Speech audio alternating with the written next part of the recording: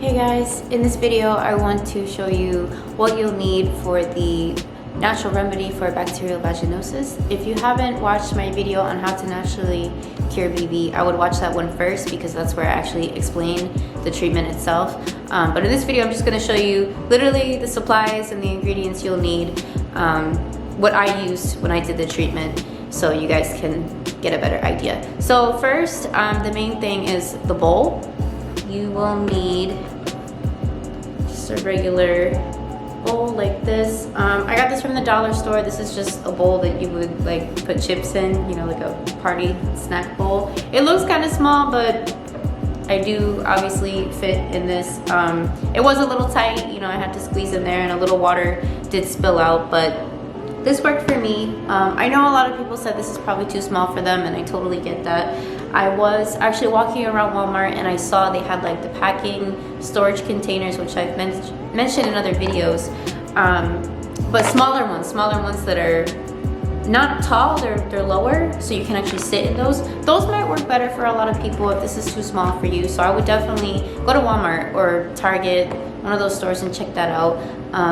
In the dollar store, I didn't see too many bigger ones. I went to Dollar Tree, but maybe if you want to check some other dollar stores, maybe they might have something, but this is what I used. Also too, some people mentioned the water spilling over. I had that issue too, so if anything, use a little bit less water. And also too, I laid out a towel underneath the bowl, so if stuff does spill out, which is normal, you're gonna spill a little bit, it's not gonna get all over the floor and you're not gonna slip and possibly fall. So definitely lay out a towel, maybe two, just to be extra careful. But yeah, try to find something like this or bigger.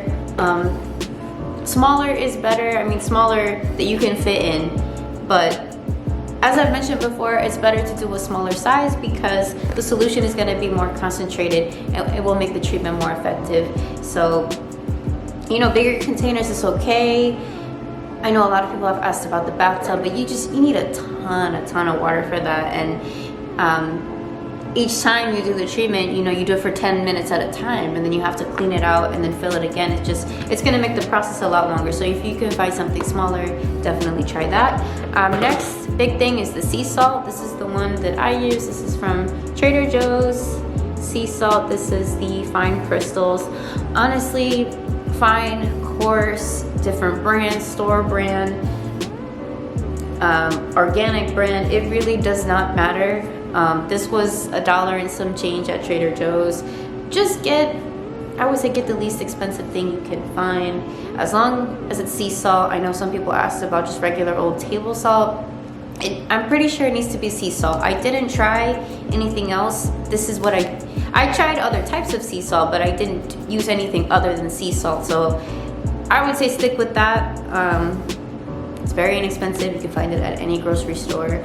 It doesn't need to be super organic, crazy expensive or anything, just regular old sea salt. So if you have a Trader Joe's near you, this worked well for me. I also used one from Stop and Shop. I don't remember the brand. It was a big container. It was very inexpensive.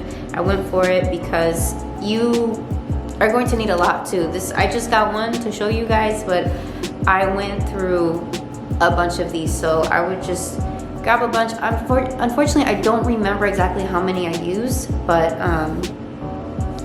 I would grab a bunch because you're going to be doing it for a few days, so definitely stock up on the sea salt. And then the last thing, this is totally optional, but I did add some drops of tea tree oil.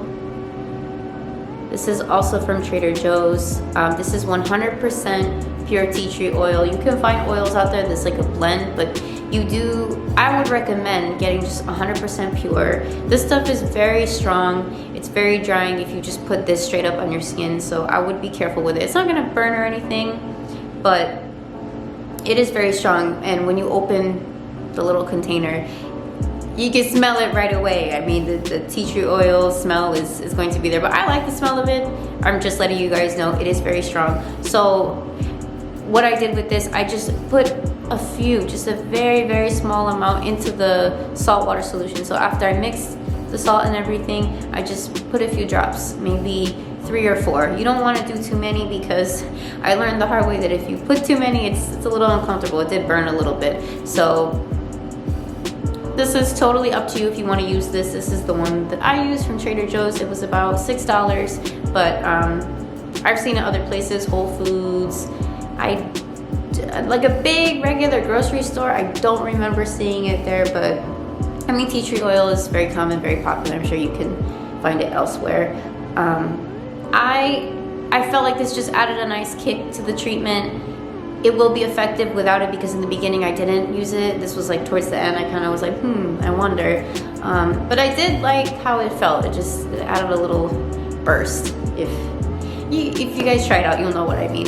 But anyway, those are the supplies that you will need for the treatment. Super simple, super inexpensive. They're probably things that you have sitting around in your house right now. So again, just find some kind of bowl that you're comfortable sitting in, sea salt, and tea tree oil if you want to try that. So I hope this helps you guys out. If you guys have any more questions, feel free to leave them in the comments below. Thank you guys so much for watching, and I will see you next time. Bye guys.